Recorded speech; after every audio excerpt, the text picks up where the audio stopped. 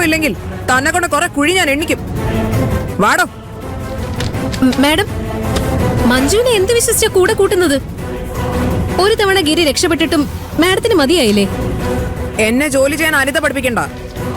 ഈ അഡ്രസ്സിൽ ഗിരി ഉണ്ടാവണോന്ന് മനസ്സൊരുക്കി പ്രാർത്ഥിച്ചോ. ഇല്ലെങ്കിൽ തിരിച്ചു വരുമ്പോ തന്റെ വിധിയായിരിക്കും.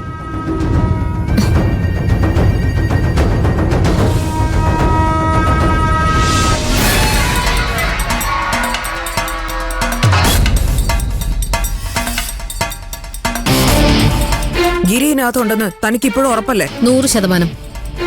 ഗിരി അതിനകത്തുണ്ടെങ്കിൽ ഒരു കാരണവശാലും അവൻ രക്ഷപ്പെടരുത്.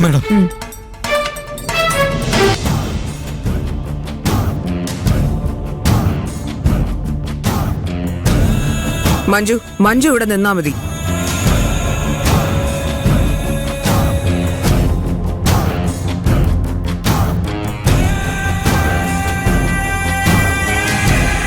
അത് ശരിയാ മാഡം. ഇവളെ കൂട്ടിയാ ഗിരിയെ ഉറപ്പായി രക്ഷപ്പെടാൻ സമ്മതിക്കും. അതുകൊണ്ടല്ല ഞാൻ പറഞ്ഞത്. ഗിരിയെ പിടിക്കുമ്പോ ഏതെങ്കിലും തരത്തിൽ ഓടുകയോ ചാടുകയോ ചെയ്തു കഴിഞ്ഞാൽ മഞ്ജുവിന്റെ കുഞ്ഞിനെ അത് ബാധിക്കും. അതൊഴിവാക്കാൻ വേണ്ടിയാ ഞാനിവിടെ നിൽക്കാൻ പറഞ്ഞ. വാ.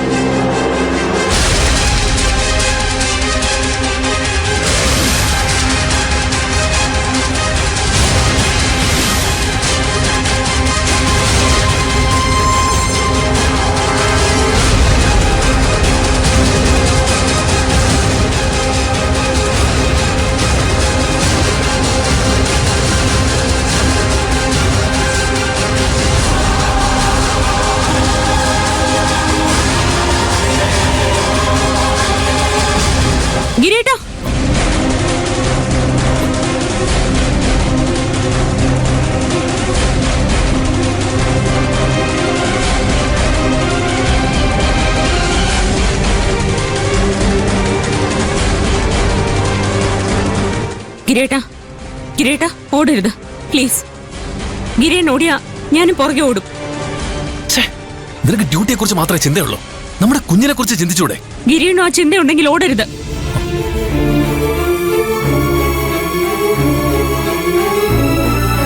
അച്ഛൻ തെറ്റായ ആരോപണങ്ങളെ പേടിച്ചോടുന്ന ഒരു ഭീരുവാണെന്നാണോ നമ്മുടെ കുഞ്ഞിനെ ഞാൻ പറഞ്ഞു കൊടുക്കേണ്ടത്? രക്ഷപ്പെടാൻ ശ്രമിച്ച പോലീസിന് മുമ്പിൽ ഗിരിയേട്ടൻ കൂടുതൽ കുറ്റക്കാരനാവുകയുള്ളൂ. ഗിരിയേട്ടനല്ല പീതാംബരനെ കൊന്നതെന്ന് എനിക്ക് ഉറപ്പുണ്ട്. അത് ഞാൻ നിയമപരമായി തെളിയിക്കും. എന്നെ ഒന്ന് വിശ്വസിക്ക.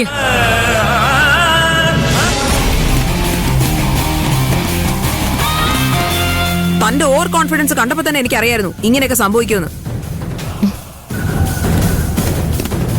Madam,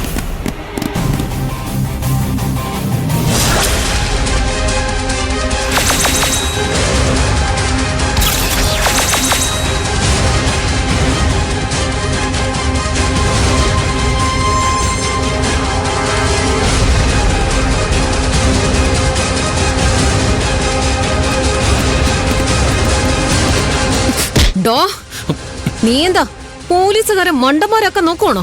madam കൈയെടുക്ക്. ഗിരിയേട്ടൻ മര്യാദയ്ക്ക് കീഴടങ്ങിയതാ. ദേഹത്ത് കൈവയ്ക്കേണ്ട കാര്യമൊന്നുമില്ല. കൈവച്ച നീ എന്ത് ചെയ്യോടി? ഞാനിവിടെ നിൽക്കുമ്പോ തന്നെ തനിക്ക് റൂൾസ് തെറ്റിക്കണോന്നുള്ള വാശിയാണോ?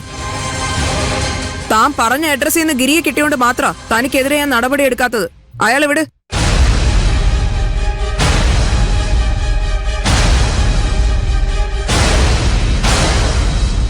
മാഡം റൂൾസ് നോക്കുന്ന ആളല്ലേ, വിലങ്ങ് വെക്കണ്ടേ? പ്രതി രക്ഷപ്പെടാൻ ശ്രമിച്ചാലോ? നിനക്ക് മഞ്ജുവിനെ വിഷമിപ്പിക്കണമെന്ന് എന്താ അത്ര വാശി?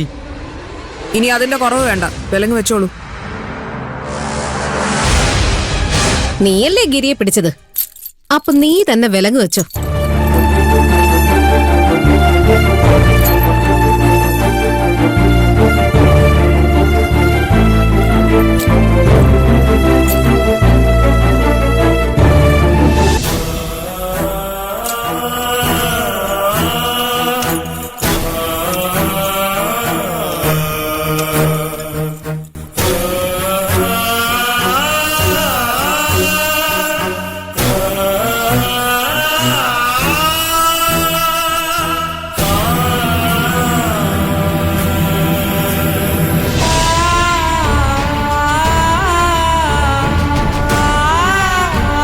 വാ.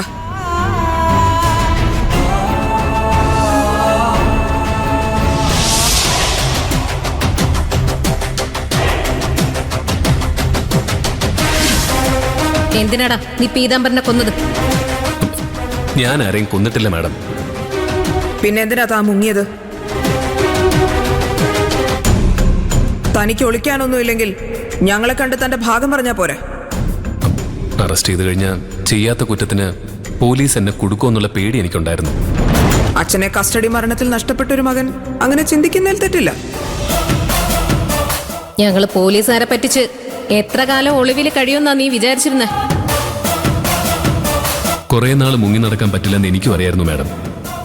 എങ്ങനെയെങ്കിലും പീതാംബരന്റെ കൊലയാളിയെ കണ്ടുപിടിക്കണമെന്നായിരുന്നു എന്റെ ഉദ്ദേശം. ഓ, ഞങ്ങള് പോലീസുകാരെ കൊണ്ട് പറ്റാത്ത കാര്യം താൻ ഒറ്റയ്ക്കിരുന്ന് ഒളിച്ചെറിഞ്ഞ് ചെയ്യുമല്ലേ? അതിനവൻ ഒറ്റയ്ക്കല്ലല്ലോ മാഡം. ഇവന് വേണ്ട സഹായങ്ങളെല്ലാം ഇവിടെ ഇരുന്ന് ഇവന്റെ ഭാര്യ ഇവന് ചെയ്തു കൊടുക്കുമല്ലോ. എന്താടാ അവളെ പറഞ്ഞപ്പോ നിനക്ക് ദേഷ്യം വരുന്നുണ്ടോ? അനിത മതി. എന്ത് മതിയെന്ന്? സാറിന് ഇവനെ പേടിയായിരിക്കും. എനിക്കങ്ങനൊന്നുമില്ല. നമ്മൾ നടത്തുന്ന നീക്കങ്ങളെല്ലാം ഇവനെ മഞ്ജു കൃത്യമായിട്ട് വിളിച്ചറിയിച്ചിട്ടുണ്ട്. ഇതിനു മുൻപ് ഇവനെ നമുക്ക് അറസ്റ്റ് ചെയ്യാൻ പറ്റാത്തത് അതുകൊണ്ടാ മാഡം. പോക്രിത്തനം പറയരുത് മാഡം. മഞ്ജു ഇതുവരെ ഒരു കാര്യത്തിലും എന്നെ സഹായിച്ചിട്ടില്ല. എനിക്ക് വേണമെങ്കിൽ വീണ്ടും നിങ്ങളിൽ നിന്ന് രക്ഷപ്പെടാമായിരുന്നു. മഞ്ജു മുന്നിൽ നിന്നതുകൊണ്ട് മാത്രമാണ് ഞാൻ പിടി തന്നത്. വലിയ ഉപകാരമായി പോയി. നീ പിടി തന്നില്ലെങ്കിൽ ഞങ്ങൾക്ക് തന്നെ ഒരിക്കലും പിടിക്കാൻ പറ്റില്ലല്ലോ. സർക്കാർ ഞങ്ങൾക്ക് തോക്ക് തന്നേക്കുന്നേ ആകാശത്തേക്ക് വെടിവെക്കാൻ മാത്രമല്ല, നിന്നെ പോലെയുള്ളവരെ തടയാനും അത് ഉപകാരപ്പെടും. ഷോ കാണിക്കാതെ മര്യാദയ്ക്ക് എവിടെ വന്നിരിക്കടാ. നിന്നെ പോലെയുള്ളവർക്ക് കയ്യു കൊണ്ടെങ്കിൽ നാട്ടിൽ എന്ത് ചെയ്യാന്നൊരു ചിന്തയുണ്ട്. പ്രതികരണ ശേഷിയില്ലാത്ത പോലീസുകാരെ സ്റ്റേഷൻ ഏൽപ്പിച്ച ഇങ്ങനെയൊക്കെ സംഭവിക്കും.